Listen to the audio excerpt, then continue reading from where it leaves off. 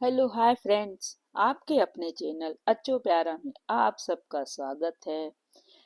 तो आइए विघ्नहर्ता गणपति का नाम लेकर सुनते हैं एक प्रेरणादायक कहानी। कहानी का शीर्षक है आत्मिक खजाना। एक भिखारी था।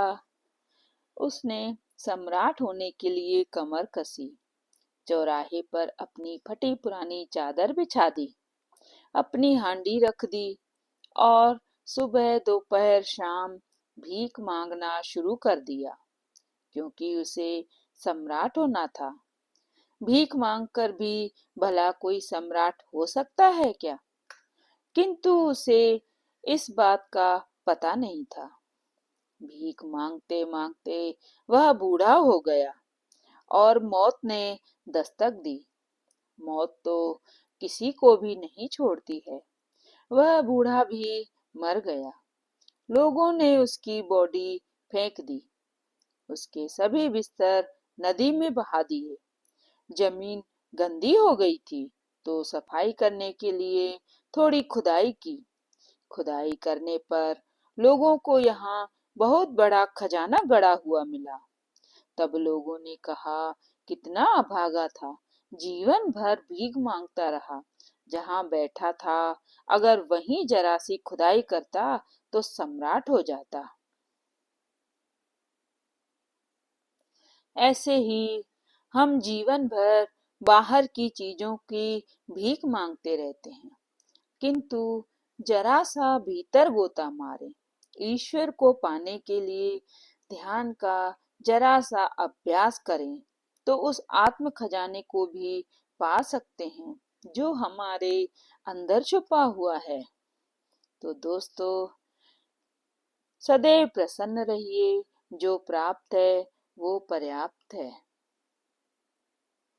तो दोस्तों, एक छोटी सी कहानी और सुनाती हूँ। एक छोटे से गांव में एक लड़का रहता था जिसका नाम रोहन था। रोहन एक बहुत ही साधारण परिवार से ताल्लुक रखता था, लेकिन उसके मन में एक बड़ा सपना था कि वह एक दिन अपने गांव के लोगों की जिंदगी में सकारात्मक परिवर्तन लाना चाहता था। रोहन ने अपने सपने को पूरा करने के लिए काफी मेहनत की। उसने अपने गांव के लोगों के साथ मिलकर एक स्कूल खोला, जहां गरीब बच्चों को मुफ्त में शिक्षा दी थी। रोहन की मेहनत और समर्पण का नतीजा यह हुआ कि उसके गांव के लोगों की जिंदगी में सकारात्मक परिवर्तन आया। बच्चों को शिक्षा मिलने से वे अपने भविष्य को बेहतर बनाने में सक्षम हुए। रोहन की कहानी हमें यह सिखाती है कि अगर हम अपने सपनों पर विश्वास करें और उनके लिए मेहनत करें तो हम कुछ भी हासिल कर सकते हैं।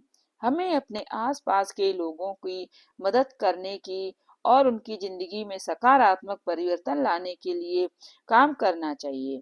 यह कहानी हमें आत्मिक सुख की ओर ले जाती है, क्योंकि यह हमें यह सिखाती है कि जब हम दूसरों की मदद करते हैं और उनकी जिंदगी में सकारात्मक परिवर्तन लाते हैं तो हमें आत्मिक सुख की अनुभूति होती है।